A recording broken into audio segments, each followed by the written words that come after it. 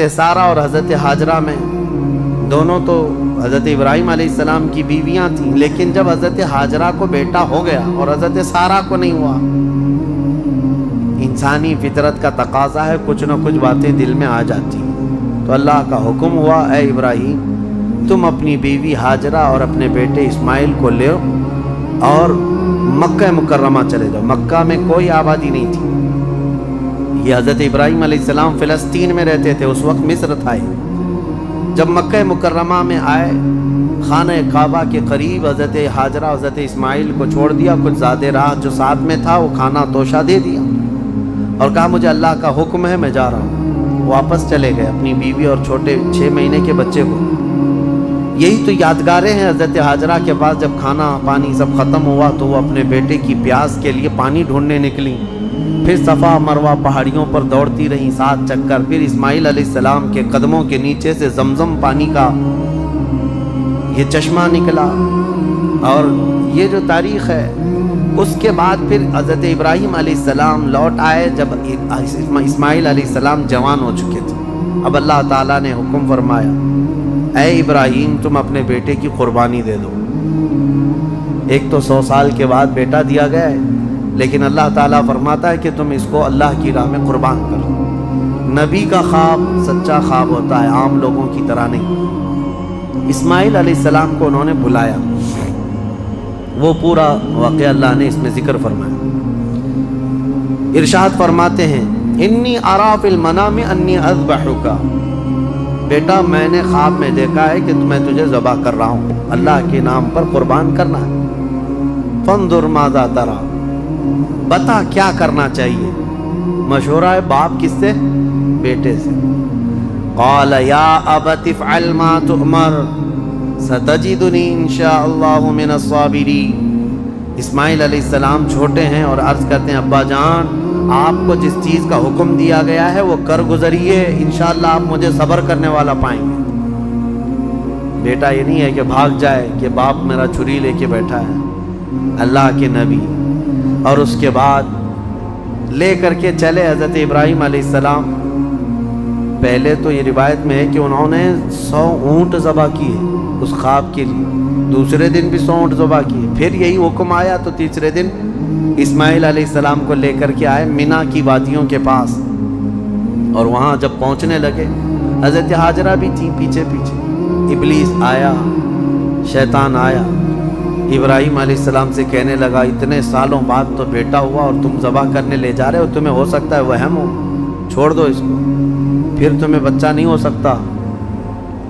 تب حضرت ابراہیم علیہ السلام نے زمین سے 7 کنکریاں اٹھائی اور اس کو دے مارا اور کہا یہ اللہ کا حکم ہے، اللہ کا حکم ہے، اور میرے رب تبارک تعالیٰ کے حکم کے آگے میں کسی کے لیے کوئی رعایت نہیں رکھتا۔ وہ حضرت حاجرہ کو بہکایا کہ تمہارے بیٹے کو تمہارے شوہر ذبح کرنے لے جا رہے ہیں۔ حضرت حاجرہ نے کہا مجھے معلوم ہے وہ اللہ کے حکم سے کر رہے ہیں، اور اگر اللہ کا حکم ہے تو ایسے 100 بیٹے اسماعیل بھی ملے میں سب قربان کروں۔ ماں بھی تھی، انہوں نے بھی کنکریاں ماری ابلیس کو۔ آخری حضرت اسماعیل علیہ السلام کے پاس آیا، کہا تجھے پتہ ہے تیرے باپ کیسے تجھے کاٹیں گے، کیسے ذبح کریں گے؟ حضرت اسماعیل علیہ السلام نے کہا ابلیس، کنکریاں ماری اور کہا میرے باپ عام آدمی نہیں، اللہ کے نبی ہیں، وہ جو کرتے ہیں وہ اپنی مرضی سے نہیں اللہ کے حکم سے کرتے ہیں۔ سب جگہ سے مایوس گیا ابلیس لعین۔ آج بھی وہاں 3 پتھروں کو جو حاجی کنکریاں مارتے ہیں وہ انہی بزرگوں کی نشانی ہے، انہی 3 بزرگوں کی نشانی ہے۔ اب جب لٹایا حضرت ابراہیم علیہ السلام نے تو کس طریقے سے اسماعیل علیہ السلام خود عرض کرتے ہیں کہ ابا جان اپنی آنکھوں پر پٹی ڈال لیجیے آپ، کہ مجھے کاٹتے ہوئے دیکھ کر، خون دیکھ کر باپ کی محبت غالب نہ آ جائے اور کہیں آپ اللہ کے حکم کے خلاف نہ ہو جائے، آپ چھری روک لیں، آپ آنکھوں پہ پٹی ڈال لیں اور میرے ہاتھ پیر کو رسی سے باندھ دیں کہ میں تڑپتا نہ دیکھیں آپ۔ ایسے ہی ہوا، حضرت ابراہیم علیہ السلام نے پٹی ڈال لی آنکھ پر اور ان کے ہاتھ پیر باندھ دیے گئے۔ یہ ذبح کرنے کا وقت ہے۔ بھلا کیا رب تبارک و تعالیٰ بھی کسی کے عزیز کو ذبح کرنے کا حکم اس طرح دے گا؟ یہ تو امتحان تھا، امتحان تھا۔ حضرت ابراہیم علیہ السلام گردن پر چھری رکھتے ہیں لیکن وہ چھری چلتی نہیں، بڑی تیز چھری لائی تھی، چھری نہیں چلتی۔ روایات میں ملتا ہے کہ حضرت ابراہیم علیہ السلام نے اس چھری کو پتھر پر یوں مارا تو پتھر 2 ٹکڑے ہو گئے، کٹ کے 2 ٹکڑے ہو گیا، لیکن گلا نرم و نازک اس چھری سے نہیں کٹتا تھا۔ ایک بات یاد رکھو مسلمانوں، ہمیشہ چھری کی تاثیر ہے کاٹنا، آگ کی تاثیر ہے جلانا، لیکن ہمیشہ ایک بات یاد رکھیں، چھری کاٹے گی بھی، آگ جلائے گی بھی اس وقت جب اللہ کی مرضی ہوگی۔ ہمارا عقیدہ یہ ہے، تقدیر، ہاں ان کی تاثیر ہے، یہ کام یہی کریں گے، لیکن اس کے ساتھ ہمارا عقیدہ یہ ہے اگر میرا مولا نہ چاہے تو پھر جتنی تیز چھری ہی کیوں نہ ہو نہ کاٹ سکے گی، جتنی تیز آگ ہی کیوں نہ ہو نہ جلا سکے گی، اور اگر مولا کی مرضی ہے تو پھر یہ چیزیں اپنا اثر دکھائیں گی، باقی ان کا اثر اللہ کی مرضی کے بغیر کچھ نہیں۔ چھری جیسی ہی گردن پر رکھی، اللہ کا حکم ہوا، جبرائیل جاؤ جنت سے ایک دمبا لے کر جاؤ۔ میرے ابراہیم کا امتحان ہو گیا اور کامیاب ہوئے، ان کے بیٹے اسماعیل کو ہٹاؤ اور دمبا رکھو۔ جبرائیل امین علیہ السلام سب سے تیز سفر کرتے ہوئے دنیا میں 3 بار آئے، سب سے تیز۔ ایک اس وقت جب یوسف علیہ السلام کو ان کے بھائیوں نے کنویں میں ڈالا، کنویں میں گرنے سے پہلے جبرائیل امین آ چکے تھے اور حضرت یوسف علیہ السلام کو پکڑ کر بٹھا چکے تھے۔ دوسرے جب ظالموں نے ابراہیم علیہ السلام کو آگ میں ڈالا تھا، ادھر سے وہ آگ میں پھینکے تھے، اس وقت جبرائیل امین اتر رہے تھے اور جبرائیل امین حضرت ابراہیم کی آگ میں جانے سے پہلے ہی ان کی مدد کے لیے آ چکے تھے۔ اور تیسرے یہ جب اسماعیل علیہ السلام کی گردن پر چھری رکھ چکے تھے، کون؟ ابراہیم علیہ السلام، اور چھری ہلانے سے پہلے جبرائیل امین آ کر کے ان کو اٹھا چکے تھے۔ وہ جبرائیل امین کی رفتار ہے جو میرے مصطفیٰ کے قدموں کا بوسہ دیا کرتے ہیں، یہ جبرائیل کی رفتار ہے جو رسول اللہ کے قدموں کا بوسہ دیتے ہیں۔ جو قدمہائے رسول کا بوسہ لے کر سدرہ کا مکی اتنا تیز رفتار ہے تو میرے مصطفیٰ کی رفتار کا عالم کیا ہے؟ میرے عزیزو، اس کے بعد جب یہ دمبا ذبح ہو گیا، ابراہیم علیہ السلام نے پٹی نکالی، دیکھا بیٹا سلامت ہے، بکرا ذبح ہو گیا ہے۔ قرآن میں اللہ فرماتا ہے وَنَادَيْنَاهُ أَن يَا إِبْرَاهِيمُ قَدْ صَدَّقْتَ الرُّؤْيَا إِنَّا كَذَلِكَ نَجْزِي الْمُحْسِنِينَ، ہم نے پکارا اے ابراہیم، تم نے ہمارے حکم کو سچ کر دکھایا اور ہم ایسے ہی اچھا کرنے والوں کو بدلہ دیتے ہیں۔ وَفَدَيْنَاهُ بِذِبْحٍ عَظِيمٍ، پھر ان کو لقب دیا گیا کہ وہ ذبح عظیم ہے۔ کیا ہے؟ ذبح عظیم۔ اب یہاں پر ایک مسئلہ ہے یہودیوں کا۔ یہودی جو ہے اتنے سالوں سے اسی گھن چکر میں ہیں، وہ یہ نہیں مانتے قربانی ہوئی ہے، قربانی ہوئی ہے یہ مانتے ہیں، ابراہیم علیہ السلام نے اپنے بیٹے کی قربانی کی ہے یہ مانتے ہیں، لیکن وہ اسماعیل علیہ السلام نہیں تھے، وہ اسحاق علیہ السلام تھے، کیونکہ ان کے باپ ہیں اسحاق علیہ السلام کی اولاد میں ہے نا یہ لوگ بنی اسرائیل، تو کہتے ہیں جو ذبح ہوئے تھے وہ اسحاق علیہ السلام تھے، اسماعیل علیہ السلام نہیں تھے۔ وہ اسی پٹی پڑھاتے ہوئے اتنے سال ان کے گزر گئے۔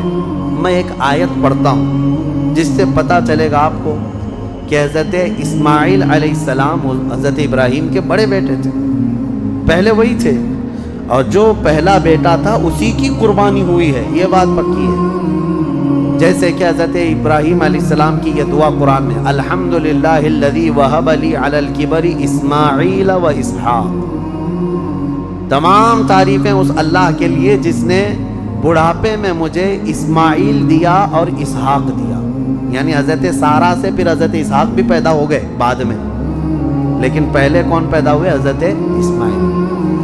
اب دوسری بات یہ بھی ہے کہ حضرت سارہ کو بیٹا نہیں تھا، تبھی تو حضرت ہاجرہ سے نکاح ہوا اور بیٹا ہوا، اس کے بعد پھر حضرت ابراہیم مکہ چھوڑ کر کیا یہ سارے معاملات کیوں ہوئے؟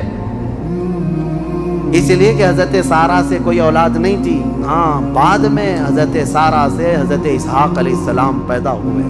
بہرحال یہ فیصلہ تو قیامت کے دن ہوگا، لیکن میرے آقا صلی اللہ تعالیٰ علیہ وسلم نے حدیث پاک میں ارشاد فرمایا انا ابن الذبیحین، میں دو ذبیحوں کا بیٹا ہوں، میں دو ذبیحوں کا بیٹا ہوں۔ یہ کیا مطلب ہے اس حدیث کا؟ حضور پاک صلی اللہ تعالیٰ علیہ وسلم کے والد حضرت عبداللہ جو حضور کی ولادت سے پہلے انتقال کر چکے، بچپن میں یہ اتنے بیمار ہوئے تھے کہ حضرت عبد المطلب حضور صلی اللہ علیہ وسلم کے دادا، انہوں نے یہ خانہ کعبہ میں یہ نظر کر لیا تھا کہ میں اپنے اس بیٹے کے قربانی دوں گا۔ کس کی؟ حضور صلی اللہ علیہ وسلم کے باپ حضرت عبداللہ کی۔ پھر جب ان کی طبیعت صحیح ہو گئی تو حضرت عبد المطلب نے 100 اونٹ ذبح کیے تھے۔ جان ذبح نہیں کی جاتی، قربانی کے بدلے 100 اونٹ ذبح کیے تھے۔ اسی طرح حضرت اسماعیل علیہ السلام کے بدلے میں بھی حضرت ابراہیم علیہ السلام نے کیا کیا تھا؟ 100 اونٹ ذبح کیے تھے۔ تو حضور فرماتے ہیں میرے باپ بھی ذبیح ہیں، میرے دادا اسماعیل بھی ذبیح ہیں۔ تو ذبیح کا لفظ کس کے لیے آیا ہے؟ اسماعیل علیہ السلام کے لیے آیا ہے۔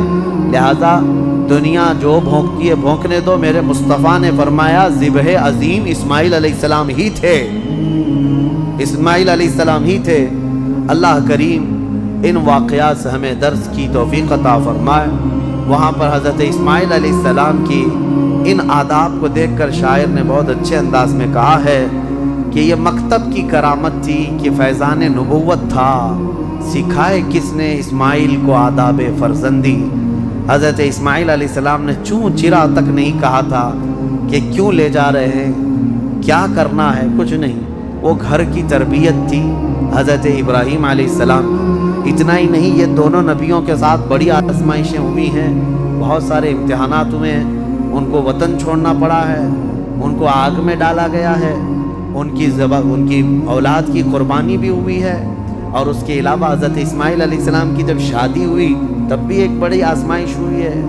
وہ کسی اور موقع پر عرض کروں گا کہ شادی کر کے جس عورت کے ساتھ رہ رہے تھے حضرت اسماعیل علیہ السلام، وہ بھی ایک قربانی ہے۔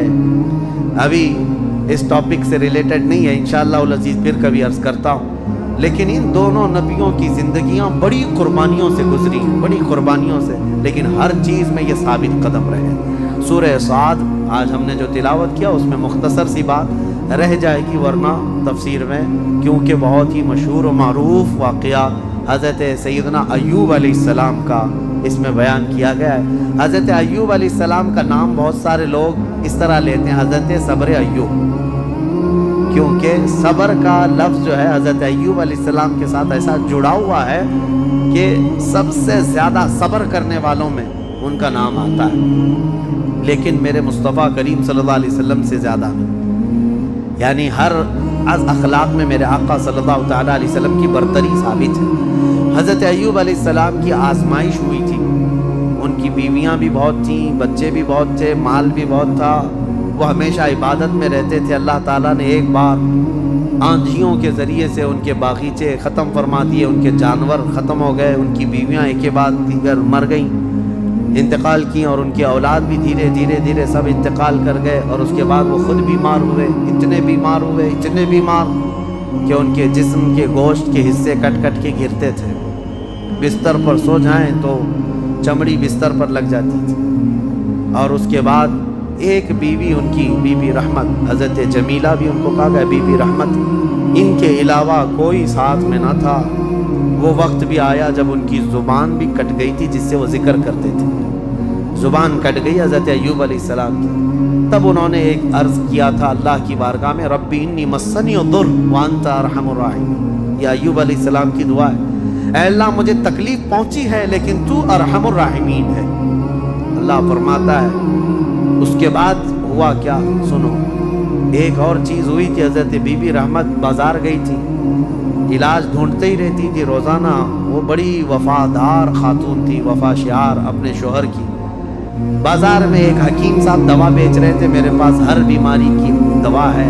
یہ چلی گئی، کہا کہ میرے شوہر ایسے ایسے بیمار ہیں، ان کی تکلیف فلاں فلاں ہے۔ وہ حکیم صاحب نے کہا میں تو چٹکی میں حل کر دوں گا، آسانی سے تمہارے شوہر صحیح ہو جائیں گے۔ کہا کیا کرنا ہوگا؟ کہا صحیح ہو جانے کے بعد مجھے ایک سجدہ کرنا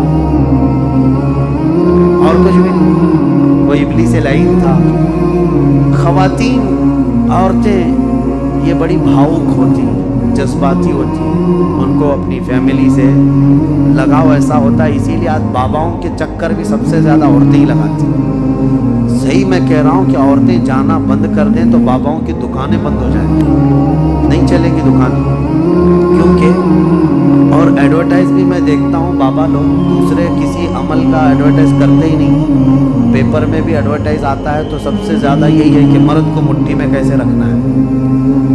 ये अट्रैक्टिव अमल है, क्योंकि हर औरत आएगी और हर औरत को ये चाहिए कि शोहर मेरा मुट्ठी में रहे। और फिर दूसरा अमल ये भी है कि कैसे शोहर अपनी बीवी से दूर हो जाए, ये शोहर की अम्मा सास का अमल है, उसको भी यही चाहिए। और बाबा इन्हीं दो औरतों के बीच में खेलता रहता है, एक को मोहब्बत की तावीज़ देता है, एक को नफरत की देता है, और हर 8 दिन पर वो चक्कर काटती रहती है। औरतों के जज्बात कमज़ोर भी हैं, कमज़ोर है। उनका बच्चा बीमार हो जाए तो ये नहीं देखती कि किसके पास जाना है, जिसने भी थोड़ा मशवरा दे दिया यहाँ जाओ चली जाएगी। ऐसा ना हो, ईमान वाली ख़वातीन बनो, वरना तुम में और भैंस में कोई फ़र्क नहीं। भैंस हर जगह मुंह डाल देती है, उसको ये नहीं पता होता है कि किस चीज़ को खा रही है। बच्चा तुम्हारा है यकीनन। बाज़ औरतें वो भी हैं जो अपने बच्चों की सेहत के लिए कभी किसी दरख्त को जा कर के नाड़ा बांध करके आ गई, कहीं ताला लगा करके आ गई, कहीं किसी पत्थर पर तेल डाल करके आ गई। सब क्या क्या हुआ है, ये हो भी रहा है। क्यों? इनको कोई मशवरा देता है चली जाती है। ईमान मजबूत रखो, अल्लाह ही शिफा देने वाला। और जायज़ तरीके से, हलाल तरीके से अगर कोई चीज़ मिलती है तो बिल्कुल इलाज करो, बिल्कुल इलाज करो। हम ये नहीं कहते, लेकिन ये नहीं कि किसी ने मशवरा दे दिया तो अपने बेटे को गाय का पेशाब भी पिला दिया, पेट दर्द सही हो जाता है। तो आज वो कनिया बाबा का पेशाब तो बिकता ही रहता है, तो बहुत सारे लोग उसमें भी परेशान हैं। पहले तो डायरेक्ट गाय का लेते थे, अब पॉकेट में आ रहा है तो लोगों को ऐसा लगने लगा कि शायद अब कुछ इसमें अपग्रेड हो गया है पेशाब, और ये सही में दवा का काम करता होगा। क्योंकि आज यहाँ देख रहे पूरी दुनिया हंस रही है, आप भी नहीं, पूरी दुनिया हंस रही है, पूरा अरब, अमेरिका, और जिसकी ये इक्तिदा करते हैं पीछे भागते हैं। यूरोप भी इन पर हंसता है कि ये गोबर और पेशाब के पीछे कैसी है कौम। हाँ, कभी इसको कोहे नूर बता दें, कोई कैंसर का इलाज बता दें, कोरोना का इलाज बता दें, अकल से कुछ नहीं है। लेकिन मैं अपनी औरतों से कहना चाहता हूँ, तुम्हें कोई भी इस तरह का मशवरा दे तो भाग मत जाना। इब्लीस यहाँ पर अलग अलग लिबास में है, अलग अलग लिबास में है, हज़ारों रहज़न हैं लिबास खिज़र में। यहाँ हज़रत बीबी जमीला, बीबी रहमत आई अपने शोहर के पास, कहीं मुबारक हो तुम्हारा इलाज मिल गया। एक बड़े हकीम साहब हैं, वो इलाज कर देंगे। हज़रत अय्यूब अलैहिस्सलाम ने कहा हमारे पास उजरत देने के लिए तो कुछ है नहीं, क्या देंगे? कहा कुछ नहीं देना है, आप सही हो जाएंगे तो उनको एक सजदा करना है। ओ हज़रत अय्यूब अलैहिस्सलाम जलाल में आए, बीमारी का आलम में। कहा कसम खुदा की अगर मैं सही हो गया तो तुझे 100 कोड़े मारूंगा, इसलिए कि तू इब्लीस के पास गई थी, हकीम के पास नहीं। उन्होंने कसम खा ली, अल्लाह की कसम मैं 100 कोड़े मारूंगा तुझे। अपनी बीवी, उन्होंने तौबा कर लिया अपनी बीवी, उनकी बीवी ने कहा मुझसे गलती हो गई, मैं भूल गई, आपकी मोहब्बत में दौड़ी। यकीनन वो इब्लीस था। फिर अल्लाह फरमाता है हमने अय्यूब की दुआ सुन ली और कहा उरकुद बिरिजलिक हादा, अपना पैर जमीन पर मारो ए अय्यूब। उन्होंने पैर जमीन पर मारा तो वहाँ से एक नाला, एक चश्मा जारी हो गया पानी का। अल्लाह ने फरमाया इसमें नहा लो, इस पानी से। हुक्म हुआ तो जैसे ही उन्होंने उस पानी में गुस्ल किया उनकी सारी बीमारी ख़त्म।